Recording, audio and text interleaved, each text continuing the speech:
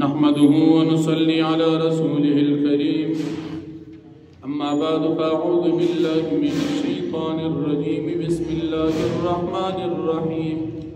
ولمن خاف مقام ربه جنتان فبأي آلاء ربكما تكذبان صدق الله العظيم سورة الرحمن ویشتم پارا شپږ څلوېښتم آیت دی مخکې رکوع کې د مجرمانو انجام بیان شو اوس په دې رکوع کې د نیکانو انجام ذکر کیږي الله رب العالمین فرمایي چې په دنیا کې څوک د رب العالمین ته د مخامخ کېدو او د حساب کتاب د سختۍ نه ویریدو او ګناهونه یې پرېښودل د ده دپاره د دوی دپاره دوه باغونه دي یو باغ او یو جنت دا د انسانانو دپاره او یو باغ او جنت دا د جناتو دپاره او بیا دا باغونه به داسې چې دې کې به ډېر شاخونه او ډېرې ونې وي تاسو الله رب العالمین د کم کم نعمت ناشکري به کوئ بیا الله پاک فرمایي چې په دې کې به چینې دوه جاري وي او هر قسم میوجات دو قسم وي دو قسمه یو قسم میوه به پکې اوچې وي او بل قسم میوه به لمدې وي لکه مثال که د چا اوچه میوه خوښه وي اوچه به خوري او که د چا لمده میوه خوښه وي نو لمده به خوري لکه مثال انځر دی نو اوچم خلک خوري او لامده خوري خو د چا طبیعت ته لامده کېږي او د چا اوچ الله پاک په اوچ او لامده دواړه قسم په دې جنت کې د جنتیانو ته ورکوي بیا د جنتیان به ناست وي په داسې تختونو باندې چې په هغې باندې کمې بسترې او متکې پرتې وي نو د هغې ځمکنۍ طرف دا به د غټو ریښمو وي او میوې د دې باغونو او د دې اونو دا به دې ته ډېرې نږدې وي تکلیف به پکې نه وي او په دې جنت کې به د جنتیانو دپاره داسې حورې وي چې هغه به انسانانو نه او د پیریانو نه هېڅوک دې لره مسه کړي نه وي او دا به سترګې او نظر ښکته ساتونکي وي بیا حاشیه د جلالین لیکي چې دا جنتیانې زنانه او بیبیانې دا به د خپل خاوند ته وایي چې زما دې د خپل رب په عزت باندې قسم وي چې ما په جنت کې ستانه ښایسته هېڅوک نه دي لیدلي ټول صفتونه الله پاک هغه ذات دپاره دي چې تی ماله خاوند جوړ کړي او زه تعالی ښځه او بیبي جوړه کړه په دې به الله پاک صفت ادا کوي او قسم به کوي چې په جنت کې ستانه ښایسته ماته څوک نه ښکاري نن په دنیا کې د ډېرو ګناهونو بنیادي وجه دا هم ده چې هر زنانا پردې خاوند خوښي او هر سړی پردې ښځه خوښي د دې وجې د فتنو او د فساداتو زیادت دی الله پاک دې موږ او تاسو د زنانو د فتنې نه وساتي بیا الله پاک فرمایي دا به دومره ښایسته وي داسې به صفا وي لکه یاقوت او داسې به ښایسته او مزیدارې وي او سپینې به وي لکه مرجان بیا الله پاک فرمایي تاسو به زما د کم نعمت ناشکري کوئ اے بندګار انسانان او پیریان بیا فرمایي بدلا د نیکۍ نه ده مګر نیکي ده نو بدلا د انسان د نیکۍ چې نیک عمل نه ده مګر نیکي مګر نعمتونه نو چې بنده نیک عمل وکړي الله پاک ورته نعمتونه ورکړي او بیا د دغې متقیانو دپاره د دغې نه علاوه نور دوه باغونه دي چې هغه به د ډېر شینوالي د وجې نه تور شوي کله چې یو ونه ډېره شنه وي نو چې ورته لرې نه انسان مشاهده کوي نو هغه شینوالي دومره زیات دي د هغې د وجې هغه فصل شین تور ښکاري نو د جنت دا بوټي د ډېر شینوالي د وجې به دا توروالی ته مایله وي او په دې کې به الله رب العالمین دی جنتیانو ته دا باغونه ورکوي په دې کې به چینی وي او داسې چینی به وي چې هغه به فوارو په شان اوبه ولي عبداللہ ابن مسعود رضی اللہ عنہ فرمائی چې دا چینی د اوبو دا به د مشکو او د کافورو چینی او بیا فرمائی په دې باغونه کې به دې جنتیانو دپاره میوې وي کجوري به وي انار به وي او په دې باغونو کې به داسې بیبیانې وي د دوی دپاره چې هغه به ډېرې ښایسته او ډېرې ښې وي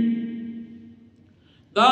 د جنت دا بیبیانې د دې سترګې به تکې تورې وي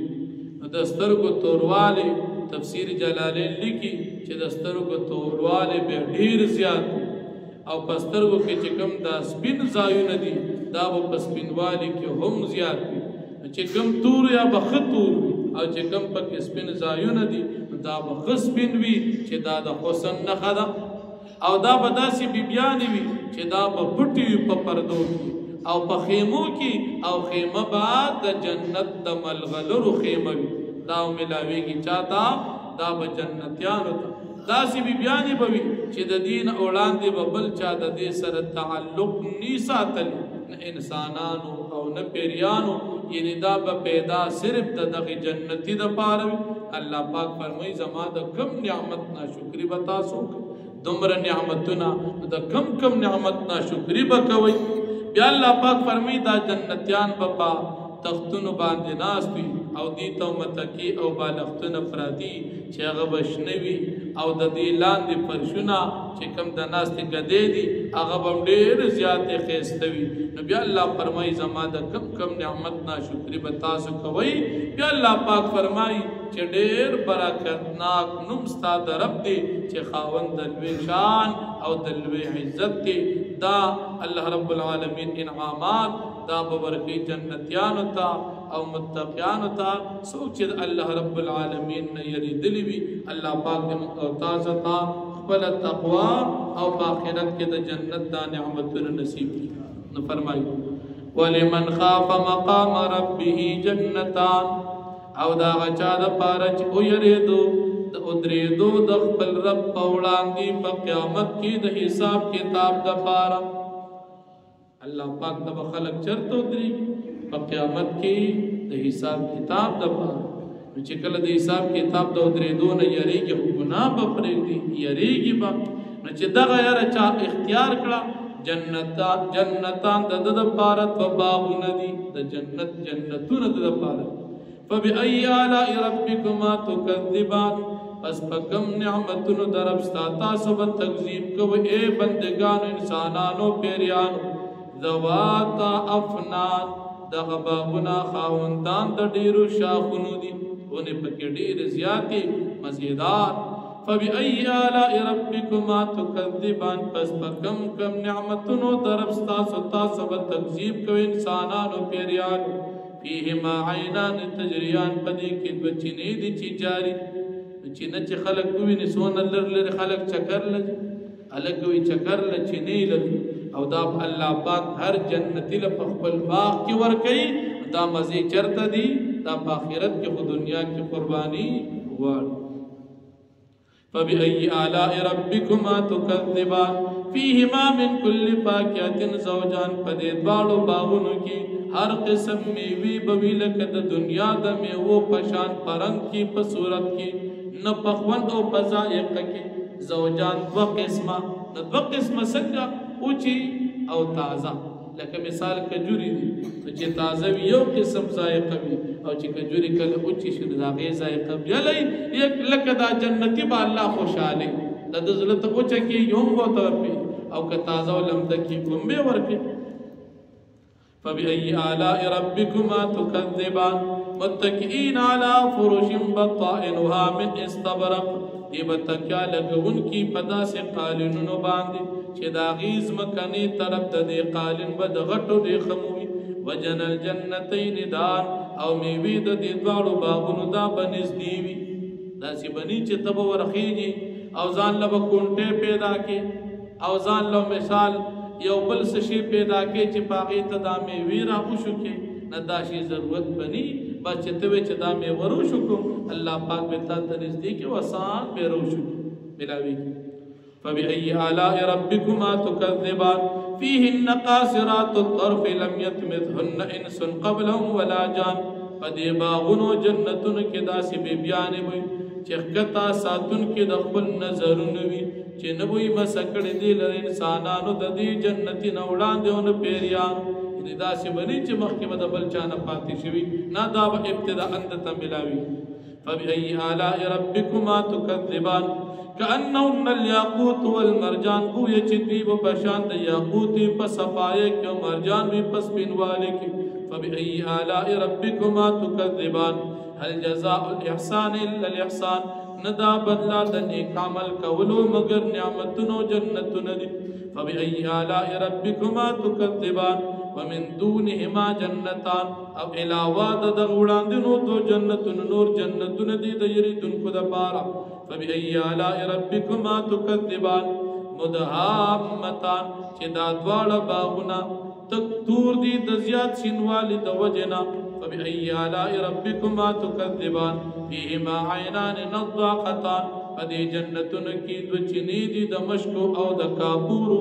نضاقتان چې هغه کواري وهي د ډېرو اوبو د وجنا فبأي آلاء ربكما تكذبان فيهما فاكهة ونخل ورمان پدې دواړو باغونو کې میوې او کجوري او انار بوي فبأي آلاء ربكما تكذبان فيهن خيرات حسان پدې باغونو کې با خيرات ببيان بهتر حسان خيستا فبأي آلاء ربكما تكذبان حور مقصورات في الخيام حور تکتور سترګوال بوي مقصورات په پردو خیمو کې بوي په پردو کې پټي بوي په الخيام په پردو په خیمو کې چې خیمه بجوړي وي د ملغلره فبأي آلاء ربكما تكذبان لم يتمثهن انس قبلهم ولا جان نبي مسکړي دي بیبيان انسانانو د دین وړاندې نه پیریانو فبأي آلاء ربكما تكذبان متكئين على رفرف تکیالکون کې وي دا جنتیان دیو د دوی دا بیبيان پداسې بالښتون باندې خضر چې تکشنه بوي وعبقري حسان او په پرشونو خيستو فبأي آلاء ربكما تكذبان پس پکم کم د نعمتونو درب تاسو دواړه انسانانو پیریان تكذبان تاسو به تکذیب کوي نو مونږ وایو مونږ په هیڅ نعمت درب ستا باندې اے رب زمونږ تکذیب نکو ستا نعمتونو ستا د پاره حمد ثنا ده تبارک اسم ربک ذل جلال والاکرام برکتناک دی نوم درب ستا ذل جلال خاوند دلوي شان دی والاکرام او خاوند عزت دی واخر دعوانا الحمدلله